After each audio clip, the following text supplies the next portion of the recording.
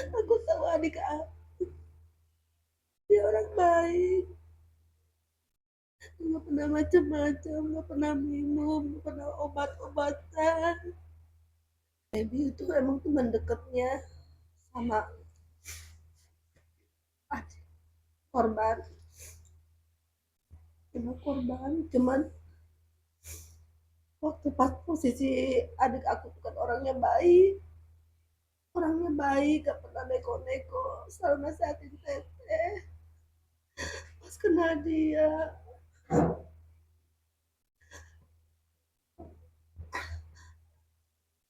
Saat ini saya dapat info tidak ada di otopsi ya. Korban tidak ada di otopsi. Lagu bayar-bayar polisi itu begitu booming, berusaha oknum-oknum menekan, membungkam lagu tersebut untuk tidak diperdengarkan.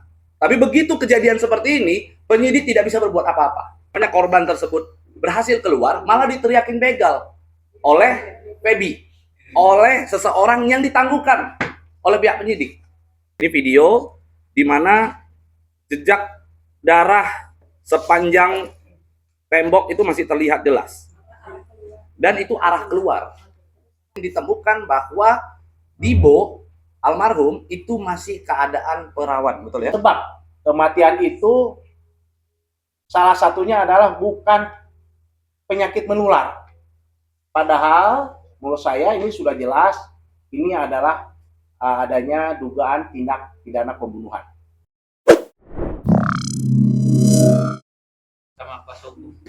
Oke, assalamualaikum warahmatullahi wabarakatuh. Jadi hari ini tanggal 27 Maret 2025. Pertama-tama kami ucapkan terima kasih banyak kepada rekan-rekan media yang telah hadir atas keingintahuan terkait dengan sebuah persoalan yang sebenarnya sangat penting sekali di dalam negeri ini. Karena hari ini bagaikan petir di siang bolong, kita mendapatkan sebuah informasi adanya kesesatan dalam penegakan hukum di negeri kita saat ini, yaitu di lokasi Bandung. Jadi baru-baru ini ada sebuah berita yang sangat viral, di mana ada seseorang gadis Ciamis yang mati terbunuh, yang mana dirilis oleh Polres Tabes Bandung yang menyatakan bahwa adanya satu hubungan sesama jenis yang katanya bertukar-tukar pasangan sehingga mengakibatkan kematian. Ditambah lagi hal yang paling mengejutkan yang kami dapatkan informasi bahwa baru kali ini di dalam sejarah di dalam negeri ini ada sebuah kejadian pembunuhan yang mana melibatkan 3 orang tersangka yang diduga melakukan upaya pembunuhan yang mengakibatkan hilangnya nyawa seseorang secara bersama-sama, akan tetapi 2 diantaranya ditangguhkan. Ini menjadi satu kesesatan dalam penegakan hukum, sehingga hari ini saya bersama dengan salah satu korban, merupakan kakak daripada korban begitu ya. Lalu bersama dengan tim kuasa hukum dari LBH Ilumni, Ikatan Alumni Universitas Parayangan. Ada Pak Yopi, di sampingnya ada Pak Randy, ada Pak Samuel. Jadi kita saat ini bersama-sama di sini ingin mendengarkan bagaimana peristiwa yang sesungguhnya terjadi, karena di dalam press release yang dilakukan oleh Polrestabes Surabaya banyak Polrestabes Bandung, banyak hal-hal yang sangat tidak ada persesuaian di dalam peristiwa yang sesungguhnya. Kurang lebih itu saja di awal. Saya akan serahkan ke Pak Yopi untuk melanjutkan. Terima kasih, Bang Pablo. Saya ditunjuk selaku kuasa hukum oleh korban, kakak korban, keluarga korban. Ya. Kebetulan dari keluarga korban ini membutuhkan pengawalan, ya, bantuan hukum yang menurutnya dia perlu sama sekali bantuan hukum untuk mendampingi di kepolisian, yaitu Polrestabes Bandung. Ini kuasa sudah ditandatangani oleh keluarga korban, sekaligus dia selaku pelapor, ya, pelaku pelapor. Ini tanda tangannya sudah. Ini kita dampingi oleh kuasa hukum sebanyak 23 orang. Ya. Nah, kemudian pelapor sudah melaporkan kejadian dugaan tindak pidana pembunuhan ini, ya, yang dilakukan sebagai pelapor adalah saudara korban, kakak korban, yaitu Hani Yuliani, ya, yang sudah dilaporkan pada tanggal 10 Maret 2025. Ya, ini sudah ada laporannya, ya. Namun sampai saat ini saya melihat belum ada perkembangan yang signifikan, ya, terhadap kasus dugaan adanya pembunuhan yang dilakukan oleh tadi Bang Pablo 3 orang tersangka, ya, di mana hanya 1 orang yang ditahan, ya, yang 2 lagi entah tahu kemana, ya. Kemudian mungkin ini ada surat kematian dari korban pembunuhan itu, di mana ini ada satu kejanggalan di dalam surat kematian itu. Di sini dikatakan bahwa sebab kematian itu salah satunya adalah bukan penyakit menular. Padahal menurut saya ini sudah jelas ini adalah adanya dugaan tindak pidana pembunuhan. Ya, ini yang dikeluarkan oleh Rumah Sakit Salamud. Mungkin yang untuk lebih jelasnya nanti kronologis akan disampaikan oleh saudara rekan saya Randi, silakan. Oke, baik. Terima kasih Pak Yopi Gunawan. Baik, selamat malam rekan-rekan media. Izin, ini sedikit melengkapi. Betul tadi apa yang dijelaskan rekan senior saya Pak Yopi Gunawan, bahwa ada dugaan tindak pidana pembunuhan di Kota Bandung. Tepatnya itu di wilayah Coblong atau yang dikenal itu wilayah Gandok kalau di Kota Bandung, ya. Itu dekat Cimboloit, yang mana singkat cerita pada tanggal 8 Maret 2025 itu ada 4 orang wanita yang berkawan nih, ya kan? 4 wanita yang berkawan, lalu mereka ini ada di dalam satu ruangan, ada di dalam satu ruangan kosan, ya, yang mana saat salah satu ini namanya Dibo, ya. Nah, Dibo ini adalah adik kandung dari klien kita, Bu Hani, ya, dari klien kita Bu Hani. Nah, Dibo ini berpamitan saat malam itu, tanggal 7, ya, tanggal 7 malam itu berpamitan setengah 9 bersama Nona F, ya, berpamitan bersama Nona F dari rumahnya untuk bermain atau mengunjungi tempat kos-kosan F, gitu loh. Yang mana saat itu di kos-kosan itu sudah ada terduga pelaku C dan terduga pelaku A, yang saat ini ditahan di Polrestabes ini hanya terduga pelaku A, begitu loh, ya. Sementara ada 4 orang di sini yang di dalam satu kamar. Dalam satu kamar 4 orang terjadi peristiwa pembunuhan, namun hanya 1 yang ditahan, begitu, ya. Lalu singkat cerita, ketika sudah berpamitan, subuh-subuh kakak korban ini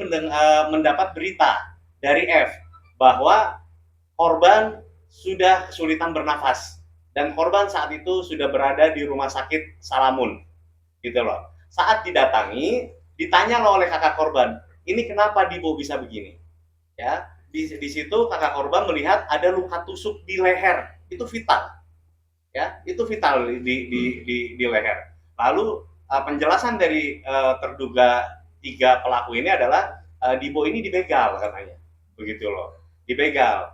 Nah, lalu kakak korban ini datanglah dengan rekannya kakak korban yang satu ke Salamun untuk mengecek, dan mereka tidak percaya adanya dugaan pembegalan itu, gitu loh, ya kan, sehingga mereka melakukan pengecekan ke kos-kosan. Lalu ada banyak tapak darah, lalu banyak juga hasil darah yang sudah dibersihkan oleh kakak korban, gitu. Nah, singkat cerita, mereka kembali lagi ke rumah sakit sambil menunggu ambulan jenazah untuk kepulangan ke Ciamis. Nah, sekitar jam 10 pagi tanggal 8 itu mereka kembali ke Ciamis lalu dimakamkan beserta ketiga tersangka ini pun juga ikut karena untuk bertanggung jawab kepada keluarga korban gitu ya. Nah, saat ketiga terduga pelaku ini ikut di Ciamis, kakak korban ini melarang untuk pulang ke kota Bandung dengan alasan nanti saja pulangnya bareng kakak korban. Itu tanggal 8 sekitar jam 10 pagi ya, ya. Sekitar jam 10 pagi ya. Sekitar jam 10 pagi itu sampai di Ciamis dimakamkan, lalu menginaplah singkat ceritanya. Ketiga terduga pelaku ini di rumah keluarga Dibo di Ciamis.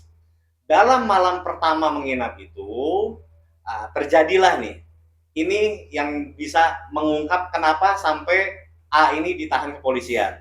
Ya, singkat cerita, pada tanggal 9 pagi, ketiga orang yang menginap di rumah keluarga Dibo ini, dia datang ke kamar kakaknya Dibo. Mereka semua datang dengan menangis dan mengaku bahwa A lah ini pelaku pembunuhannya, gitu loh. Ya, bahwa A ini pelaku pembunuhan, meminta maaf kepada keluarganya, lalu keluarga besarnya datang semua di situ. Gitu. Ketika keluarga besarnya datang semua di situ, mereka laporlah ke pihak RW lapor ke Polsek saat itu Cihaurbeti ya kalau nggak salah ya, ke pihak Polsek, lalu dilimpahlah ke Polres Ciamis. Dari Polres Ciamis karena ini lokus dan tempus atau tempat kejadian perkara pembunuhannya ini di wilayah Kota Bandung, maka berkoordinasilah Polres Ciamis dengan Polrestabes Kota Bandung begitu. Singkat cerita, Polrestabes Kota Bandung menjemput mereka ke ketiga-tiganya untuk dilakukan proses hukum di Mapolrestabes Kota Bandung begitu ya. Nah, yang menjadi kejanggalan-kejanggalan di sisi kami selaku penasihat hukum ini, yang pertama itu kakaknya korban itu melihat bahwa handphone korban saat di rumah sakit itu ada di tangan F. Namun sampai saat ini handphone korban itu belum ditemukan di mana. Gitu loh. Saat diklarifikasi, saat ditanya pun juga ke F tidak mengaku gitu. Bahwa si handphone korban ini ada di F, sementara sewaktu di rumah sakit ditanyanya handphone korban dilihat ya, ya. Teteh lihat sendiri ya? Lihat sendiri. Oke. Nah, itu kejanggalan yang pertama. Yang kedua, seperti dijelaskan oleh rekan senior kami, Pak Yopi Gunawan, ada dua lagi tersangka yang tidak ditahan. Berdasarkan press release dari Polrestabes Kota Bandung, dua tersangka yang tidak ditahan ini kasusnya adalah merintangi penyidikan. Ini yang menurut hemat kami, ayolah pihak kepolisian, ayo kita sama-sama transparan. Ayo kita sama-sama bahu-membahu demi terangnya perkara ini. Kami siap support, kami siap satu halaman dengan pihak kepolisian.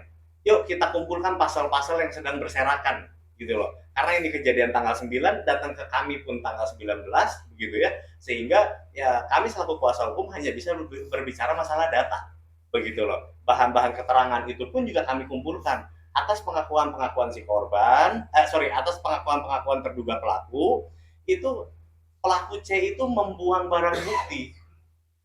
Pisau yang dipakai untuk menusuk itu dibuang di daerah Taman Sari, Kota Bandung. Itu diakui langsung oleh C. Dia yang bawa motor berdua sama A, begitu loh, ya kan? Setelah diselidiki, ini kan awalnya di preskon itu tentang tukar menukar pasangan. Ini mohon maaf, saya harus bilang keempat-empatnya ini wanita. Sekali lagi keempat-empatnya ini wanita, gitu loh, ya kan? Memang ada hubungan romansa antar mereka, gitu ya. Ada hubungan romansa antar mereka sehingga penyebab berdasarkan pengakuan si terduga pelaku ini adalah ada hasil texting atau hasil chatting antara korban dengan F yang menjelek-jelekan pelaku A yang sekarang ditahan di Mapolrestabes, gitu loh, ya kan. Namun tetap pertanyaan kami adalah kenapa ini ada 3 pelaku hanya 1 yang ditahan, begitu. Ayo dah kita sama-sama buka apa yang bisa kami bantu demi terungkapnya, demi terang benderangnya kasus ini, gitu loh. Ya, dan kami juga mendapatkan bahwa korban ini juga belum diotopsi. Kami mendorong pihak kepolisian, kami mendorong teman-teman penyidik, ayo kita bersama-sama lakukan dulu ekshumasi. Ya, karena ini korban ini meninggal dengan cara yang tidak wajar menurut kami, gitu loh. Dan sudah jelas sesuai dengan press release-nya pihak Polrestabes bahwa korban ini meninggal karena dibunuh. Ya, ayo coba kita lakukan ekshumasi, gitu loh. Dan kumpulkan juga saksi-saksi lainnya. Ketika kuasa ini datang ke kami, hal yang pertama kami lakukan adalah melakukan gelar internal. Kami lakukan gelar internal, lalu kami lakukan investigasi mandiri. Ketika kami lakukan investigasi mandiri, kami menemukan tiga orang saksi yang belum diperiksa oleh pihak Polrestabes, yaitu Tuan O, Nona O, dan Tuan H. Tuan O dan Nona O ini mereka yang membantu mengangkat korban sewaktu terjadinya pembunuhan pada tanggal 8 dini hari, gitu ya. Tuan H ini adalah pemilik dari kos-kosan. Mereka tiga-tiganya belum diperiksa. Kami tanya langsung waktu di lapangan, gitu. Mungkin itu yang dapat saya jelaskan, Pak Bro. Ada yang mau ditanya dari teman-teman media? Berarti motifnya apa, Bang? Satu-satu ya, Bang. Berarti motifnya apa, Bang? Oke. Saya mau tanya lagi, Bang. Ada kondisi Pak Siur satu katanya mabuk-mabukan, ada miras di situ. Itu pertama. Yang kedua, penggiringannya adalah isu begal yang diteriakan. Tapi di sini tadi saya searching segala macamnya itu ada luka tusukan dan di dalam kos-kosan. Ya. Bisa dilihat nggak, Bang? Sebenarnya. Ya, jadi kalau tadi ada pertanyaan juga, apakah motifnya? Nah, ini yang memang kami pertanyakan kepada pihak penyidik karena berdasarkan press release dari Polrestabes Bandung yang menyatakan bahwa adanya indikasi tukar-menukar pasangan. Sementara pada saat pengecekan pertama, pada saat jenazah dicek ya Teh ya, oleh bidan dan lain-lain, ditemukan bahwa Dibo almarhum itu masih keadaan perawan, betul ya? Ya, masih perawan dan tidak pernah melakukan hubungan-hubungan yang terlarang di dalam norma-norma agama. Selain itu juga dari pihak temannya ada Marta ya, dari temannya pernah mendapatkan chattingan bahwa ada ajakan-ajakan untuk melakukan hubungan tapi diajak cewek ya, telanjang dan lain-lain, dia kabur, dia tidak berani. Jadi sebenarnya hubungan sesama jenis yang katanya bertukar-tukar, yang katanya disampaikan oleh pihak penyidik, ini juga perlu kita pertanyakan. Benar nggak itu menjadi satu motif? Apa yang membuat para penyidik akhirnya berani mengambil kesimpulan bahwa motifnya adalah bertukar-tukar pasangan. Lalu terkait dengan apa tadi pertanyaannya, pembunuhannya dengan cara apa? Pembunuhannya dengan cara lehernya ditusuk dengan pisau, dicongkel-congkel. Jadi benar-benar ditusuk di leher, lalu ini sampai dagingnya keluar ya Pak ya. Sampai dagingnya keluar, dan ini adalah satu perbuatan yang keji. Yang perlu kita garis bawahi di sini adalah bukan hanya sebatas motif.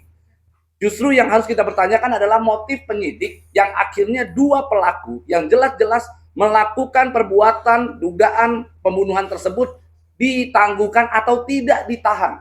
Ini yang menjadi persoalan. Karena untuk pertama kalinya di Indonesia ada orang yang diduga bersama-sama melakukan pembunuhan tidak ditahan.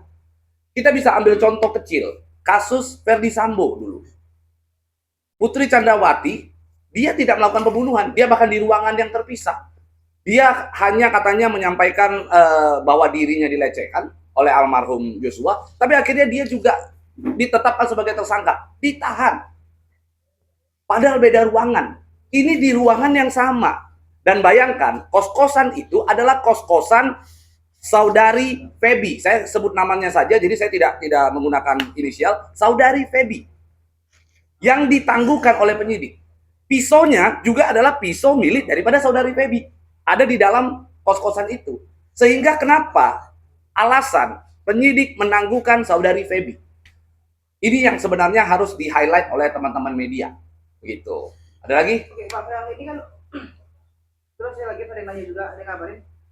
Sebetulnya korban udah berusaha untuk minta tolong sama warga, tapi ternyata nggak ada respon. Seperti apa? Ya.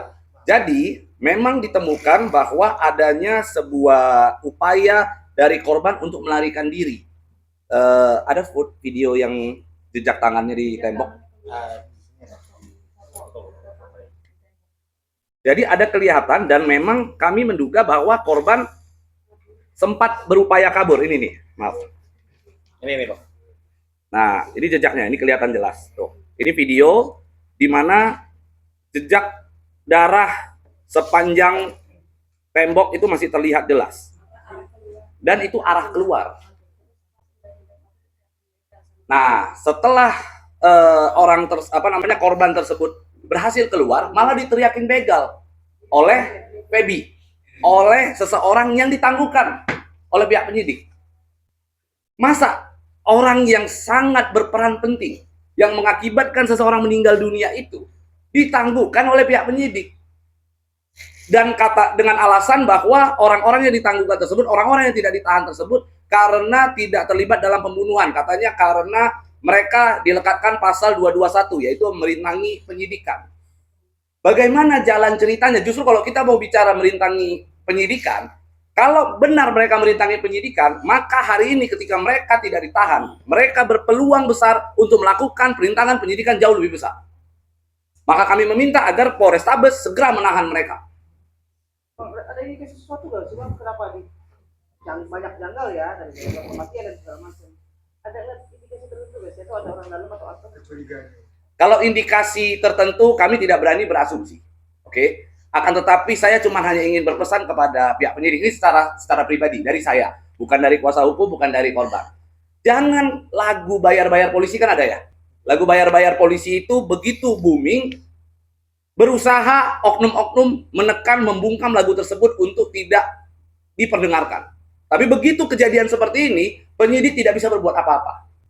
Maka kami minta buktikan bahwa lagu bayar-bayar polisi itu adalah lagu yang tidak sebenarnya. Itu permintaan kami kepada pihak penyidik. Berarti biar masyarakat tuh tetap percaya dengan aparatur negara, kan bisa dibilang itu. Iya, kami berharap agar masyarakat bisa percaya kepada pihak yang berwajib, kepada pihak kepolisian, dalam hal ini Polrestabes Bandung. Buktikan melalui kasus ini. Ini sebenarnya hal sepele kok. Sekarang gini ya, saya kasih contoh. Saya misalnya di dalam satu ruangan, saya sama istri saya lagi mau maling satu ruangan. Terus istri saya masuk ke dalam ruangan tersebut. Saya di luar ngejagain. Terus polisi datang. Lalu saya bilang sama polisi, nggak ada apa-apa, Pak. Akhirnya berhasil istri saya maling. Pertanyaannya, saya terlibat nggak di dalam upaya perbuatan pidana maling tersebut? Tentu terlibat. Jadi jangan dipisahkan. Ini adalah perbuatan secara bersama-sama. Jangan, maksudnya gini loh, jangan karena sebelumnya ini ngelihat bahwa korban adalah orang kecil, lalu ini di daerah, tidak disorot oleh media, suka-suka dalam menegakkan hukum. Harus tegak lurus. Apalagi saat ini saya dapat info tidak ada di otopsi ya. Korban tidak ada di otopsi. Lalu apa tindakannya kalau tidak di otopsi?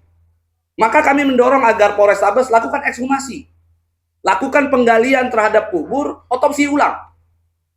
Cek sebab mati daripada orang tersebut. Orang jelas kok, siapapun ditusuk lehernya, ya pasti sangat berkemungkinan untuk meninggal dunia. Itu kurang lebih dari saya. Minta gelar perkara ulang bisa dibilang. Silakan. Ya, oke. Baik, nanti mungkin langkah selanjutnya dari kami tim kuasa hukum, setelah puzzle-puzzle atau bahan keterangan atau data-data lain berhasil dikumpulkan, kami meminta adanya gelar khusus dari pihak kepolisian agar kami ikut dilibatkan dalam gelar tersebut.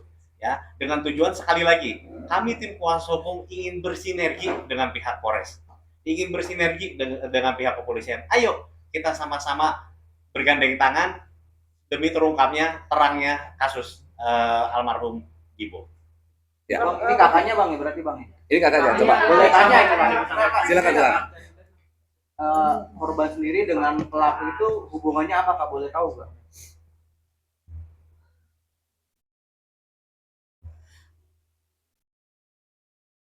Feby itu emang teman dekatnya sama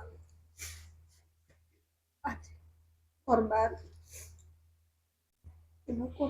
Cuman waktu pas posisi adik aku kan orangnya baik, orangnya baik, gak pernah neko-neko, selalu nasihatin teteh. Pas kena dia,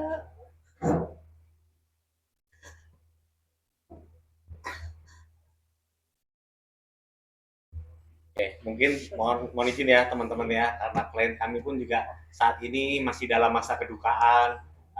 Izin mungkin kami bantu untuk menjelaskan bahwa memang betul dari keterangan dari klien kami bahwa F ini ada hubungan spesial dengan korban, gitu ya. Dan C ini ada hubungan spesial dengan A. Itu bahan keterangan yang bisa kami berikan. Berarti ada mungkin faktor cinta segitiga atau gimana, ada kecemburuan atau ke arah situ bang, mungkin bang? Ya, saat ini kami masih belum bisa menyimpulkan apapun karena kami masih ingin beraudiensi dengan pihak Polrestabes.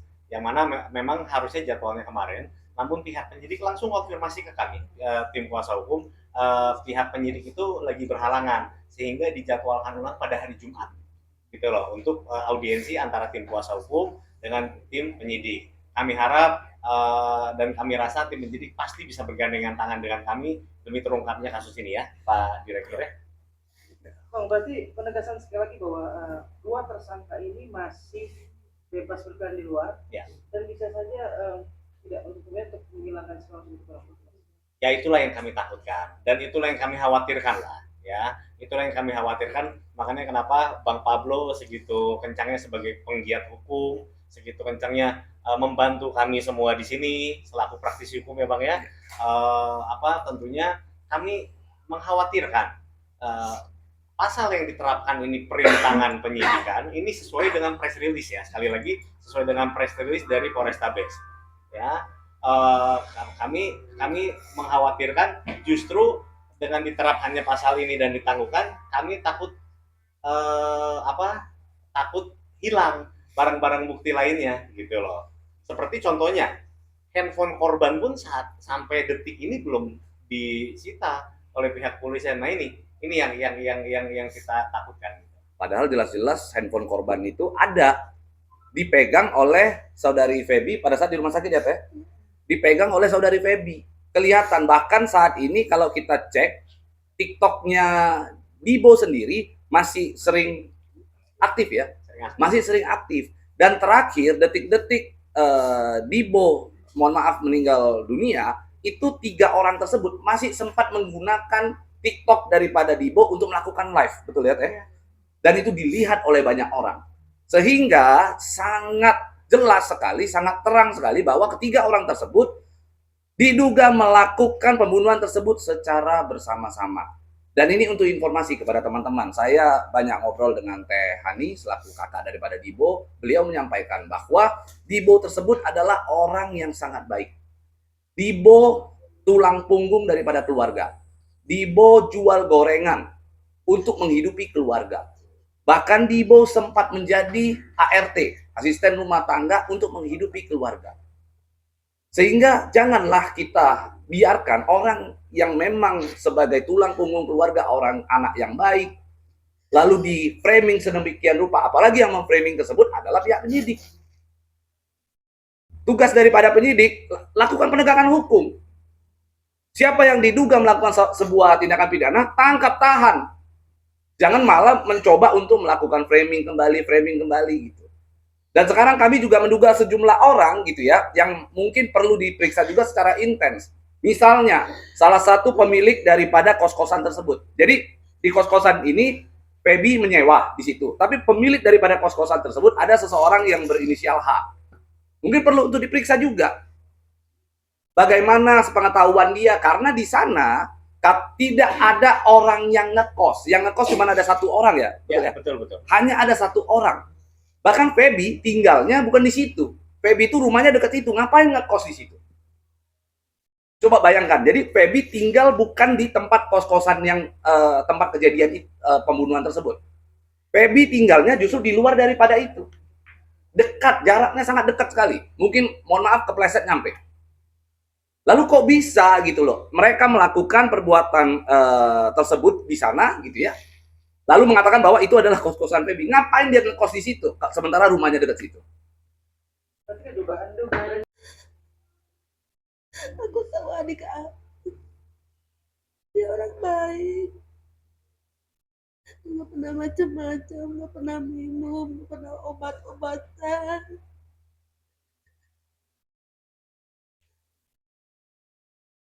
Ya, oke. Lagi-lagi teman-teman media, mohon maaf ya karena klien kami dalam masa kedukaan nih. Belum genap 1 bulan ditinggal oleh Adinda tercinta, gitu ya. Dalam keadaan meninggal yang sangat-sangat tidak wajar, ya. Mungkin sedikit tambahan dari saya, dari tim kuasa hukum.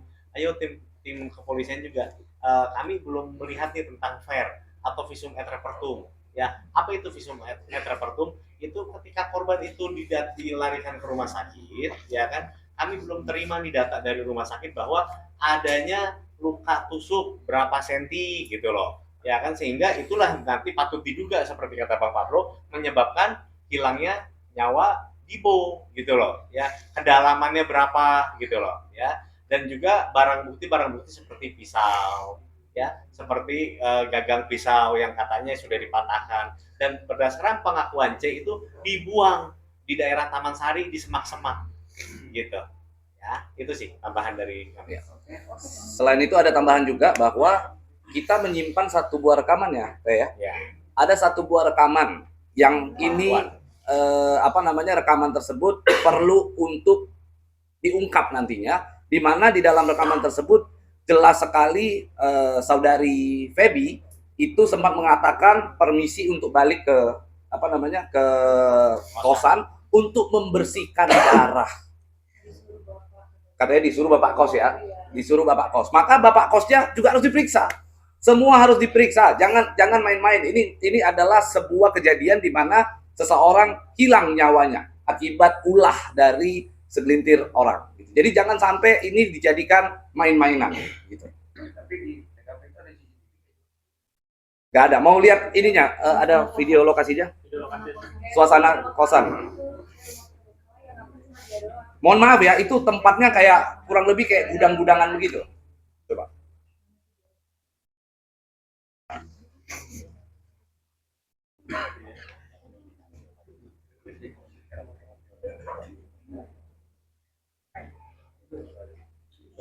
Mungkin izin saya menunjukkan sedikit lokasi dari jalan saja karena ini kan ada polis lain. Kami tidak berani menerobos ke dalam, ya. Kami hanya sampai ke pagar. Ini sekitar 2 menit.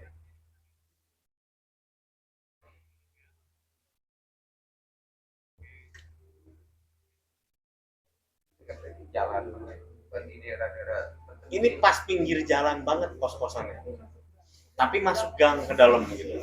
Masuk gang ke dalam. Mohon maaf, ini kos-kosannya pas di pinggirnya gudang rongsok. Gudang apa ya? Pengepul rongsok lah gitu. Kayak ini emang ya apa namanya ala-ala doang ya kos-kosan. Ya, di situ saya sih tanya ke pemilik kos, mungkin dia punya sekitar 4-5 kamar saja, namun yang terisi memang hanya 1 gitu loh. Iya, yang mengisi itu hanya F gitu loh. Ini nanti ada di ujung video ini gerbang yang di polis lain. Nah di dalam situlah kos-kosannya. Dari sisi itu ada RT atau keamanan gitu, sebagai saksi dari pendidikan. Nah itu yang kami belum tahu ya, apakah RT dan keamanan ini apa sudah turun atau belum. Yang pasti kami gali bahan keterangan dari saksi-saksi di lapangan bahwa pada saat itu ada sekitar 5-7 orang bapak-bapak tuh waktu kejadian. Nah, saksi O ini bantu mengangkat gitu loh. Saksi O ini bantu untuk menggotong dengan berlumuran darah juga. Nah, sampai dia marah. Ini kok banyak orang gini kok tidak ada yang tolong katanya gitu. Lalu datang lagi Nona O juga, kebetulan sama namanya O ya, depannya inisialnya. Nona O ini juga pegang kepalanya karena ini wanita. Dibilang tidak ada yang berani pegang gitu loh. Ini harus cepat-cepat, ini nyawa katanya. Nah, makanya digotong lah. Yang gotong itu bertiga. Tuan O, Nona O, dengan C. Nah, terduga pelaku C ini juga dia ikut bantu gotong.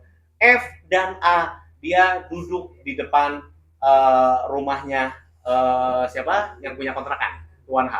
Jadi korban sebelum sampai rumah sakit memang sudah meninggal atau meninggal di rumah sakit? Dugaan kita sudah meninggal.